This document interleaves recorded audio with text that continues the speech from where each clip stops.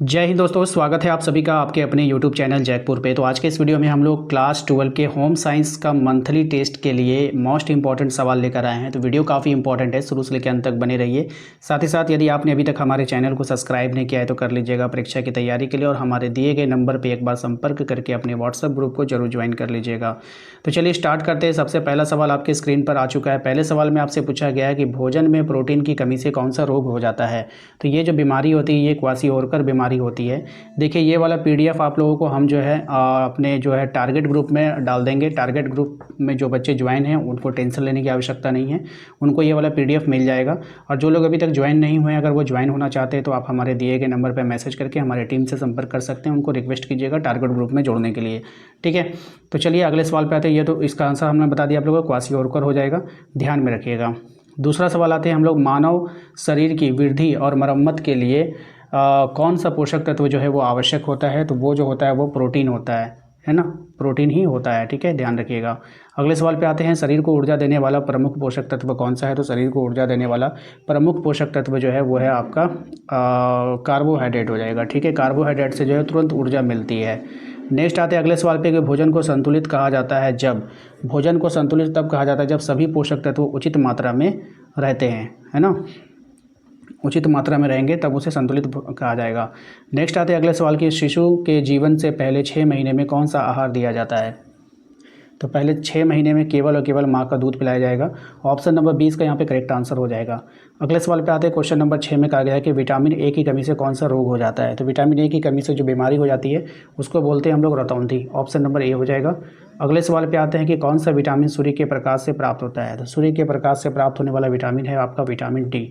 ठीक है, नेक्स्ट आते हैं अगले सवाल में, शरीर में लौह तत्व की कमी से क्या हो जाता है। तो शरीर में लौह तत्व की कमी से एनीमिया बीमारी हो जाती है, जिसमें खून की कमी होती है।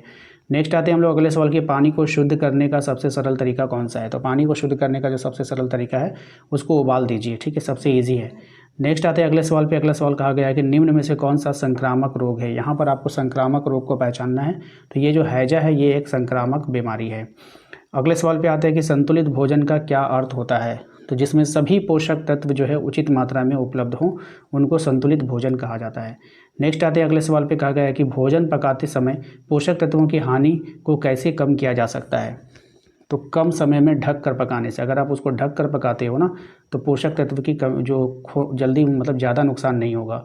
ठीक है, मानव शरीर में ऊर्जा की माप किस में की जाती है। तो मानव शरीर में जो ऊर्जा की माप की जाती है वो कैलोरी में की जाती है। ठीक है, ऑप्शन नंबर सी हो जाएगा। अगले सवाल पे आते हैं कि भोजन बनाते समय सबसे महत्वपूर्ण बात क्या होती है। तो भोजन को बनाते समय सबसे महत्वपूर्ण बात होता है पोषण मूल्य। क्या हो जाता है, पोषण मूल्य हो जाएगा।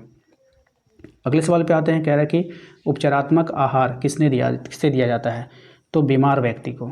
किसको, बीमार व्यक्ति को। नेक्स्ट है आपका, कपड़े धोते समय साबुन का क्या कार्य होता है। तो साबुन का जो कार्य होता है गंदगी हटाना। नेक्स्ट सवाल है, का कपड़े प्रेस करने से पहले क्या करना चाहिए। तो कपड़े को प्रेस करने से पहले उसको गीला कर लेना चाहिए। ठीक है, नेक्स्ट आते हैं अगले सवाल है कि बचत का अर्थ क्या होता है। तो बचत का अर्थ यहाँ पे होता है आपका आय से कम खर्चा करना। जितना आप कमाते हैं उससे अगर कम खर्च कर रहे हैं तो वो आपके बचत में आएगा। ठीक है, नेक्स्ट आते हैं क्वेश्चन नंबर 19 में कहा गया कि निवेश करने का उद्देश्य क्या होता है। तो निवेश करने का उद्देश्य होता है लाभ प्राप्त करने के लिए। कोई भी चीज़ किसी में इन्वेस्ट करता है किस लिए करता है, पैसा प्रॉफिट कमाने के लिए। ठीक है, नेक्स्ट आते हैं अगले सवाल पे, नींबू का उपयोग किस प्रकार के दाग को हटाने के लिए किया जाता है। तो इसका जो उपयोग किया जाता है वो जो जंग लग जाता है ना कपड़े में, अगर जंग लग जाएगा देखिएगा नींबू से मम्मी लोग उसको क्या करती है, साफ़ करती है। तो ये हो गया।